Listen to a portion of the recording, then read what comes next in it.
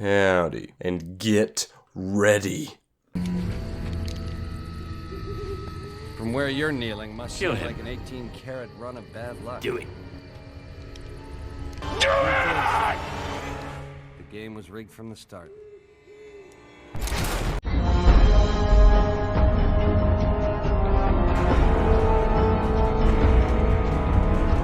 That was a lot of work for a very stupid joke, but yes, today I am very excited to talk to you all about the GOAT of gaming, known as New Vegas. Ooh, just saying that name got me a little flustered. And if you have played the game, then you probably know why. Because this game slaps, and it slaps as hard as this guy. But what is it that makes this game stand out amongst the hundreds of other RPGs and heck, even other Fallout games? Because at first glance, you would never be able to say, oh yeah, isn't it obvious why this one has to be the most overwhelmingly positive reviewed Fallout game by thousands and thousands of people? And I was thinking to myself, hey, I make videos on this cesspool of a website, and I also like talking about video games. So I hope to answer that question here about why Fallout New Vegas is a masterpiece that succeeds where so many others fail or just do an average job at. Because the only thing worse than being awful is something being forgettable. But luckily for all of humanity, Fallout New Vegas is far from forgettable. And we are going to lay out the reasons by dividing this video into the main aspects of the game and talking our hearts out about them all. And in order to properly do this, I played through the entire game again, taking my sweet time in this dusty wasteland. That was a very stupid sentence. Why did I write that? My first run through of the Mojave Wasteland was on the PS3 way back when it was first released. But that dang old thing there has stuck with me for all these years. Maybe it was from this? Howdy, partner. Might I say you're... I mean, that obviously had a huge impression on me, but it was also largely from... Also, before we get into the video, if you notice that I sound a bit awful, it's because I'm currently recovering from the flu, so everything kinda hurts. Now, I'm going to go ahead and blow the load a bit early and talk about the best part of the game in my opinion, that being the world and the story. I'm combining these into one section because they are intertwined in such a way where splitting them up feels like splitting up peanut butter and jelly. Then that's just a plain old piece of bread, probably thinking of suicide. New Vegas takes place in, surprise surprise, the Mojave Wasteland in Nevada, in the surrounding area of what used to be Las Vegas. And after the nukes Thanos snapped the entire world, Vegas went with it. Then came along a mysterious man named Mr. House, who rebuilt the city and rules over it with his robots. One of them is a cowboy. You are a courier, hired by the Mojave Express. Taking a chip to Mr. House, who gets captured by Chandler Bing. No, really, that's him. And he says the line that makes me swoon. And you somehow survived this, and now you're on a mission to track down the douche nozzle who shot you in the head. And this story rocks hard. Why? Because you aren't a named protagonist who has a defined backstory and a place in the world. That's the way I love my role-playing games, where I can imagine myself in the world and become Bingus the explosive loving goblin man. Now, some games do the opposite, like The Witcher 3, and those are still amazing because the whole game is designed around Geralt. But when a game tries to run the middle between these two worlds, like Fallout 4, it feels confused and disconnected from me. And I end up feeling very disconnected from the person I'm supposed to be connected the most to. The story in New Vegas is simple and straightforward, and I love that. You got shot and you went to find the guy who shot you. That's all we need to feel motivated. And this story has tons of twists and turns and new players who come in, and then the choices are yours on how you would like to handle everything. The story is so open and there are so many different branches and ways you can handle the story. I really felt like I gotta choose the one that I felt most comfortable with. For this playthrough, I went for the Mr. House route, because usually I go for the yes man route, but I want to do the Mr. House route for something different. All of this leads to an absurd amount of endings and paths to take that affect the world in an insane way. Like, dude, listen, Okay, listen to this. Caesar, right? He's the big bad of the game. He's a slave owner who runs amok, killing and burning all as he pleases. I got tired of hearing his name, and I got tired of seeing his people walking around, so I just simply walked into his camp, killed all of his men, and then killed him. Then I went on my merry way. No quests, no one asked me to do it, I just felt like it, and the game let me do it. And people all over the world were talking about how Caesar finally fell and crap. Now that is freedom in your game, where you can just walk in and kill the main bad guy whenever the F you feel like it, especially an RPG like this.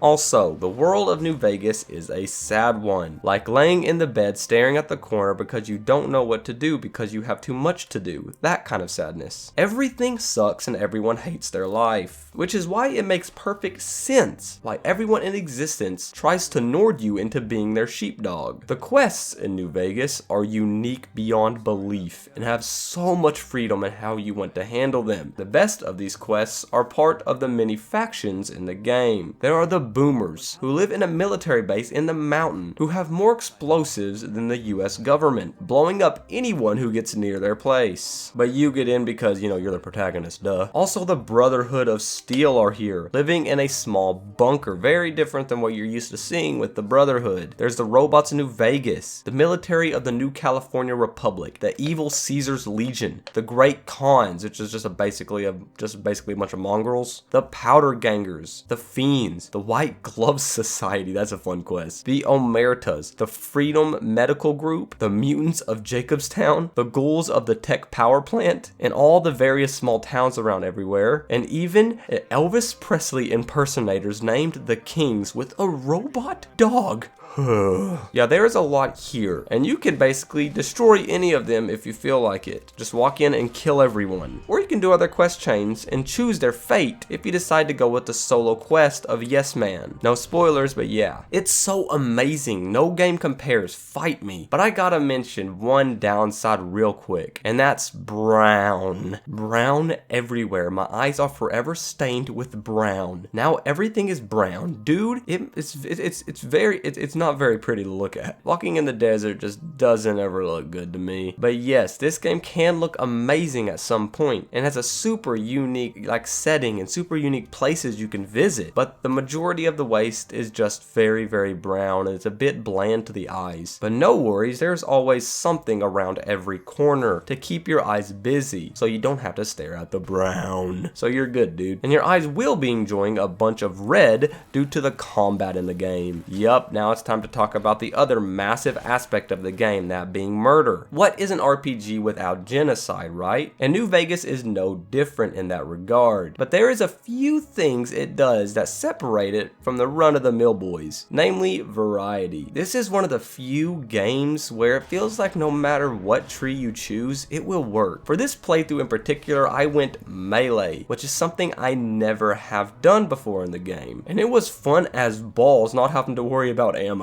And here's the thing, I know for a fact guns is also extremely fun, and I'm super excited to do a science playthrough, which I have no doubt will also be a massive amount of fun. Then explosives, which is, explosives are always just a great time. Basically, as you level up, you can level up your skill trees. You'll be given 15 skill points at every single level. That's a lot, and that's great. And also, in a very fun way, every 2 levels you can select a new bonus, which is a great way to encourage replays to try new bonuses with different builds. And the game is just basically on its knees saying, please replay me to try the new builds and the new stories. Please, just replay me. And one thing that sets this one far apart from many of the other games is that no matter which skill trees you invest in, there is going to be some dialogue that will accompany your choice of your skills to open up new options and new ways to handle certain situations. Not just a generic conversation skill tree or something like that, like some other games have. Yes, there is the charisma tree, which is favored in dialogue, but even early on, having a high explosives can net you some extra bonuses for one of the dialogues bugs very early in the game. And that's throughout the entire game for almost every skill tree. Yet another thing that makes it drop to his knees and just say, please. It's always fun to see the new scenarios play out. But then there is the actual fighting, which does feel a bit, I don't know how to put it,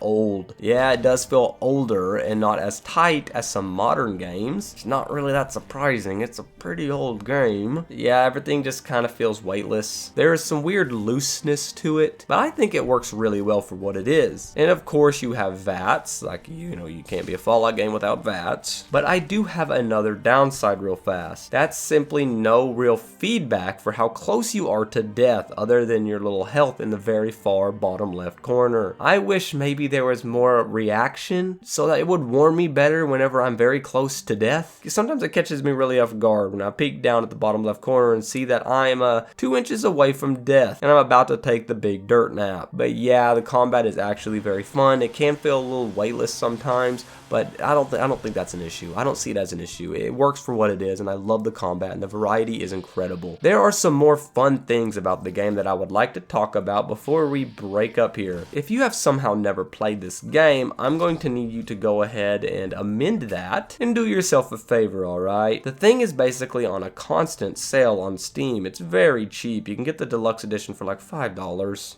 And if you play it, then grab the Wild Wastelander perk at the beginning of the game. That will make your playthrough just a bit more fun. And be sure to sleep in beds often, as it basically resets your health and all your conditions. And the game also has something I adore a ton, that being an epilogue, telling you the results of all your actions and all the genocide you committed. But yeah, I plan on making a full video about the DLC of New Vegas, so keep an eye out for that. Anyways, this game rocks freaking hard. It stands out by being one of the most incredibly replayable games ever. And of course, there is a Howdy robot. Seriously, if you somehow haven't played this game, you need to change that as soon as possible. But yeah, I hope you enjoyed this, guys. Anyways, thanks guys. See ya. I'm gonna go rest my voice.